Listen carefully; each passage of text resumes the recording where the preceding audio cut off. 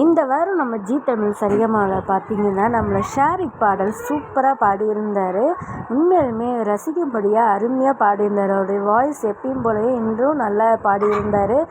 6th ஃபைனலிஸ்ட்டாக வருவாருன்ட்டு எல்லாருமே நம்ம எதிர்பார்த்துட்டு இருந்தோம். பட் ஆனால் மெஹந்தி தான் நம்ம 6th ஃபைனலிஸ்ட்டாக வந்திருந்தாங்க.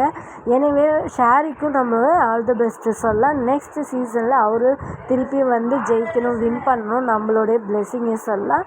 உங்களுடைய வாழ்த்துக்களை என்னுடைய கமெண்ட்ஸ் பாக்ஸில் நீங்களும் சொல்லுங்கள். உண்மையிலுமே இந்த வாரம் வந்து ஷாரிக்கு அருமையாக பாடியிருந்தார்.